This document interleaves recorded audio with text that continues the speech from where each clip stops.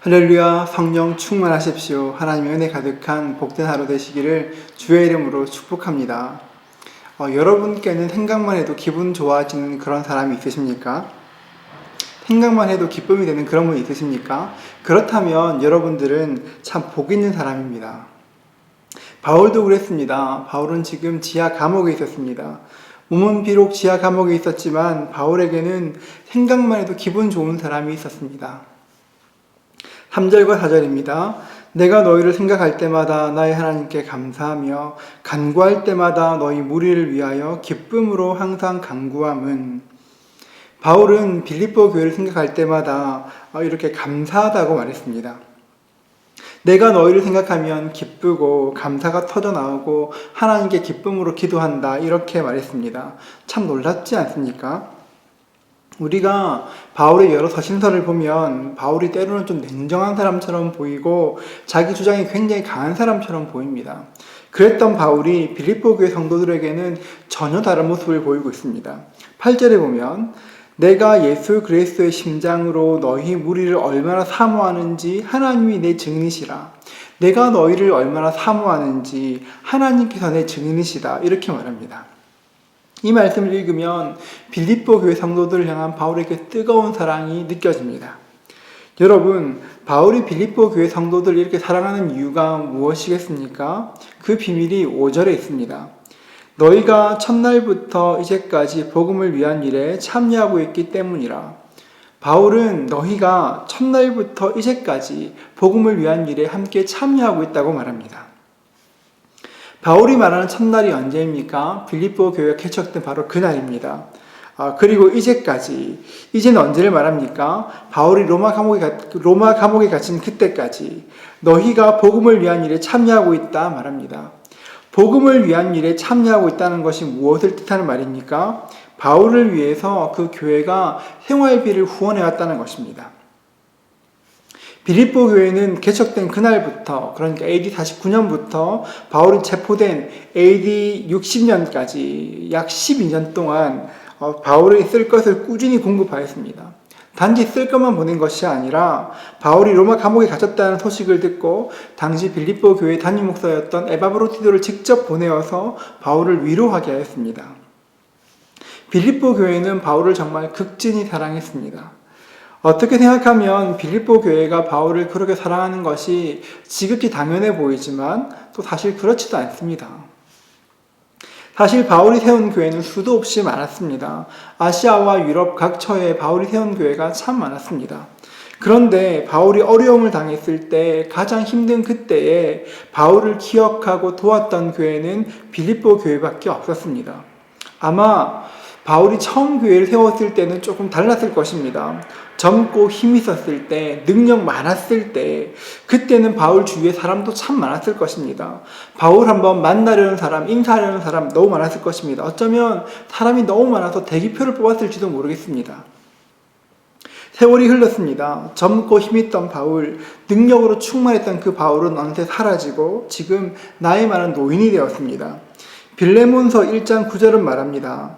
도리어 사랑으로서 간구하노라. 나이가 많은 나 바울은 지금 또 예수 그리스도를 위하여 갇힌 자 되어. 바울은 자신을 말할 때 나이가 많은 나 바울이라 말합니다. 이제 나이가 많이 들었습니다. 자유의 몸도 아니고 감옥에 있습니다. 그 많던 능력도 다 사라졌습니다. 누가 봐도 이제는 나이 많고 초라한 노인이 되었습니다. 그러자 바울 주위에 있던 사람들도 하나씩 둘씩 떠나기 시작하였습니다. 점점 잊혀진 사람이 되어가는 것만 같았습니다. 우리가 자주 잃어버리지만 세상이라는 것이, 세상 인심이라는 것이 얼마나 냉혹한지 모릅니다. 우리가 좀 힘이 있을 때, 잘 나갈 때, 돈이 있을 때, 그때는 사람들이 붙습니다.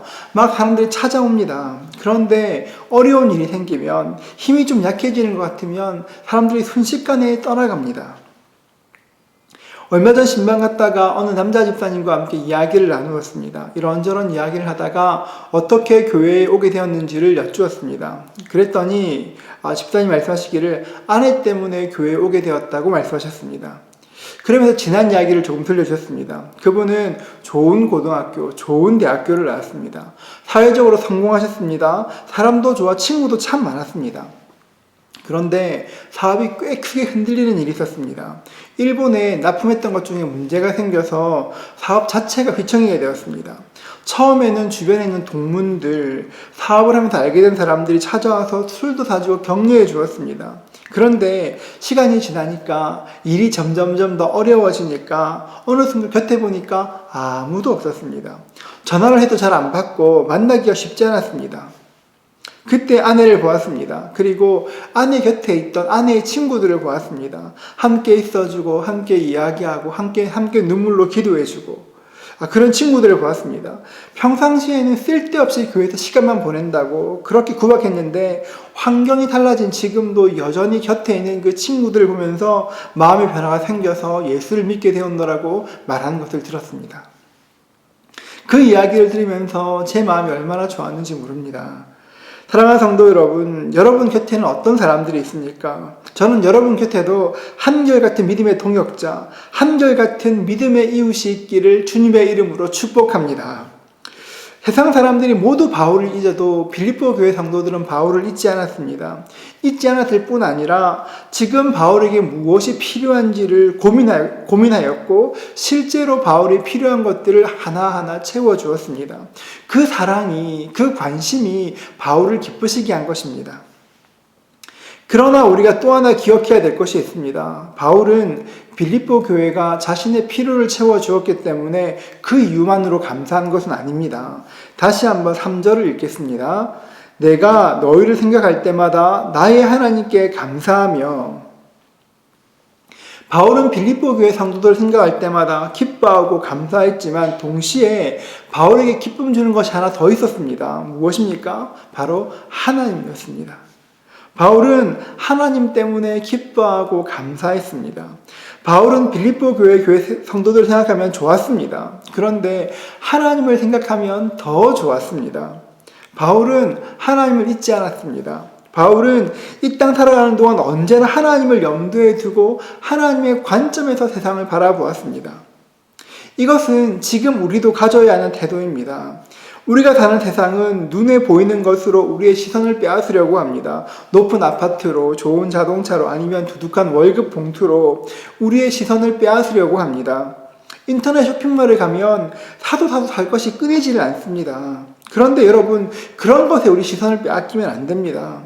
눈에 보이는 것들, 지금 내 눈앞에 있는 것들만 바라보면 오히려 기쁨이 사라지는 것입니다.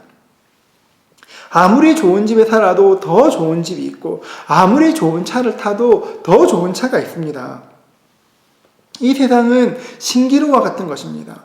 눈에 보이는 것에만 집중하면 해도 끝이 없고 신기루를 찾아 헤매다 쓰러지는 사람처럼 결국 넘어지고 쓰러질 수밖에 없는 것입니다. 바울은 빌립보 교회 성도들의 섬김에 너무 감사했습니다.